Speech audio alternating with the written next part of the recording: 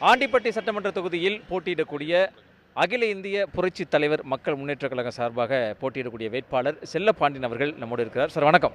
வணக்கம் சார். முதல் முறையாக வேட்பாளராக அரசியல் இறங்கியிருக்கிறீங்க. இந்த காலம் எப்படி இருக்கு?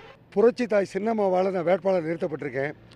எல்லா ஒன்றிய எங்கள் பகுதிகள் தொகுதி சார்ந்த இடங்களில் போகையில் பொதுமக்கள்கிட்ட பெரிய எழுச்சி எனக்கு கிடைச்சிருக்கு சார். 100% வெற்றி எனக்கு உறுதிங்கிறத நான் இங்கே உறுதியாக சொல்கிறேன். நான் இந்த தொகுதியில் திமுக அதிமுக ரெண்டு பேருமே களத்தில் இருக்கிறாங்க. நீங்கள் மூணாவதாக வந்திருக்கிறீங்க. உங்களுக்கு சவால் அப்படிங்கிறது இல்லைன்னு நினைக்கிறீங்களா? சார், சவால்கள் இருக்க தான் செய்யுது. சவால்கள் இல்லாமல் இல்லை. என்னையை பொறுத்தளவுக்கு இங்கே தேர்தல் களத்தில் சீனில் நானும் திமுக வேட்பாளர் தான் சீனில் இருக்கேன். வேறு யாரும் எனக்கு சீன்லேயே இல்லை. அந்த அளவுக்கு நான் பிரமாதமாக பண்ணிக்கிட்டு இருக்கேன். நான் இப்போ கடந்த தேர்தலில் டிடிவி தினகரன் பெருவாரியான வாக்குகள் அவருக்கு ஒரு ஒரு குறிப்பிட்ட வாக்குகளை பிரித்தார். ஸோ அதனால் அதிமுக தோல்வி அடைஞ்சது அப்படிங்கிறத சொல்லியிருந்தாங்க. இப்போ நீங்கள் சசிகலா ஆதரவில் நீங்கள் தனியாக நிற்கிறீங்க. இப்போ நீங்கள் எவ்வளோ வாக்குகள் வித்தியாசத்தில் வெற்றி பெறுவீங்க, இல்லை எவ்வளோ வாக்குகள் உங்களுக்கு வரும் அப்படின்னு நீங்கள் நினைக்கிறீங்க? டிடிவி தினகரன் அங்கே போய் சேர்ந்தது எனக்கு ரொம்ப பெரிய ப்ளஸ் பாயிண்ட் தான். மேல்மன்றத்தில் கூட்டணின்னு உருவானா கூட கீழே தொண்டர்கள் யாருமே அதை ஏற்றுக்கிடவே இல்லை. கீழே தொண்டர்கள் டிடிவி எடப்பாடியாரோட இணைஞ்சதை யாருமே ஏற்றுக்கிடல. இது சும்மா ஒரு மேல்மட்டமாக ஒரு இதாக நடந்திருக்கே தவிர இது வாக்குகளில் கண்டிப்பாக இது நிரூபித்து காட்டுவாங்க. இதை சின்னம் அப்படிங்கிறது ஒரு பெரிய பங்கு வகிக்குது எல்லா தேர்தலையுமே. உங்களுக்கு கடைசி நேரத்தில் தான் நீங்கள் திடீர்னு இந்த அறிவிப்பலாம். இந்த சின்னத்தை போய் எப்படி சேர்க்குறீங்க மக்கள்கிட்ட? எங்களுக்கு சின்னம்ங்கிறது ஒரு பக்கம் இருந்தாலும் புரட்சித்தாயோடைய வேட்பாளர் அது டைட்டில் அம்மா சின்னம்மா தான். எனக்கு சின்னம்மானுடைய டைட்டில் தான்.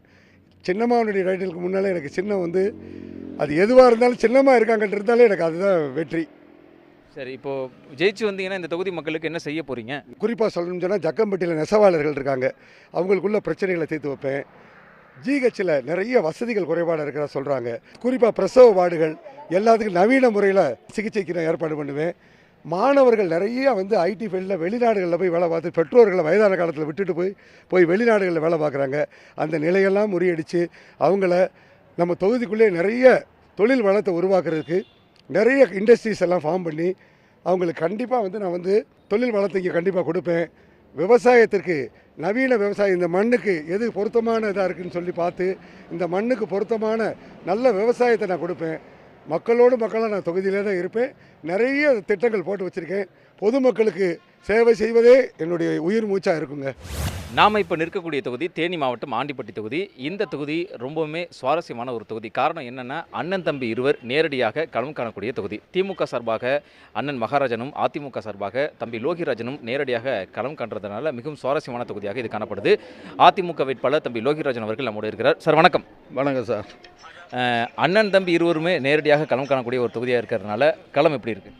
அண்ணன் தம்பி வேறு பிறவிதே அண்ணன் தம்பி ரெட்டலையா சூரியன். இப்போ சூரியனுக்கு போகும்போது அவர் போகிற இடமெல்லாம் எதிர்ப்பு எதுவுமே செய்யலைன்னு சொல்லித்தேன். நாங்கள் போகிற இடமெல்லாம் அண்ணா எல்லாம் வரவேற்பு இருக்குது.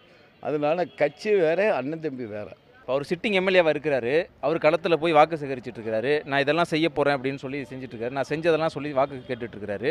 இந்த தொகுதிக்கு அவர் என்னெல்லாம் செஞ்சுருக்கிறாரு, என்னெல்லாம் செய்யலை, என்ன செஞ்சுருக்காருன்ட்டு ஏதாவது ஒரு பெரிய திட்டம் எதுவுமே கிடையாது. ஆண்டிப்பட்டிக்கு தனி பேரூராட்சிக்கு இப்போ எடப்பாடியார் வரும்போது எடப்பாடி முதலமைச்சராக இருக்கும்போது சேடவெட்டி கூட்டினு டவுனுக்கு மக்கள் தொகை அதிகமாக பேரூராட்சி அதிகமானதுனால தனியாகவே அந்த சேடவெட்டி கூட்டு எடுக்காமல் டிஸ்டர்ப் பண்ணாமல் அந்த மக்களுக்கு போட்டுன்னு சொல்லி இதுக்கு தனியாக பேரூராட்சிங்கிறது தனியாக என்னுடைய போட்டு, அதே மாதிரி கடமலை மயிலுக்கு அதே மாதிரி அதுக்கு தனியாக ஸ்கீமை போட்டு இப்போ எங்கே போனதில்லை. இவர் 5 வருஷம் ஏதாவது ஒரு திட்டம் செஞ்சாருன்னு கேளுங்க. இப்போது சசிகலா அவர்கள் தனியாக ஒரு கட்சி ஆரம்பித்து அவங்க போனாங்களா, அதை பற்றியெல்லாம் கேட்காதீங்க. எங்கிட்ட அதை கேட்காதீங்க. இப்போ நீங்கள் என்னெல்லாம் சொல்லி வாக்கு கேட்டுட்ருக்கீங்க, என்ன செய்ய போகிறீங்க? திரும்ப எம்எல்ஏ அங்கே செய்ய போகிறது அவர் போகிற இடம் பூராமே எதுவுமே செய்யலைன்றதை எதிர்ப்பாக வருது. எதுவுமே செய்யலை. இப்போ அவர் எப்படி எம்எல்ஏன்னு சொன்னால் சுருக்கமாக நான் சொல்லிவிட்டு அப்புறம் நாங்கள் என்ன செய்யணும்னு சொல்கிறேன். நான் 89 டாக்டர் புரட்சி தலைவர் 86ல் அமெரிக்காவில் இருக்கும்போது படுத்துக்கிட்டே ஜெயிச்ச தொகுதி தான் ஆண்டிப்பட்டி. என்னுடைய அம்மா சட்டமன்ற தொகுதி. நான் ஆண்டிப்பட்டியில் ஏற்கனவே கோட்டையாக இருந்ததை அண்ணாதிமுக நான் தகர்த்திட்டேன்னு சொல்லி அவர் சபதம் பண்ணிக்கிட்டு இருக்கார். 2 முறை அவர் வெற்றி பெற்றது விபத்து மாறித்த டிடிவி தினகரன் பங்காளி சண்டைனால போனதுனாலதான் அவர் தகர்த்துட்டார். 3ஆம் முறையே நான் நின்று அதிமுக கோட்டையை நான் முழுசாக தகர்த்துடும் சொல்லி சபதம் விட்டுருக்கார். டாக்டர் புரட்சி தலைவர் அம்மா அவர் சொன்ன மாதிரி 100 ஆண்டு இருந்தாலும் நம்ம அதிமுக ஆட்சி இருங்க. அதே மாதிரி டாக்டர் புரட்சி தலைவர் அம்மானுடைய 20 ஆண்டு விட்டு சட்டமன்றத்தில் இருக்கும்போது எவ்வளவு நன்மையை செஞ்சாலோ அந்த மாதிரி கோட்டையை தகர்த்தோம்னு சொல்லி எந்த கொம்பைனாலே முடியாது. அடுத்த அதிமுக ஆட்சி தான் அமரும்.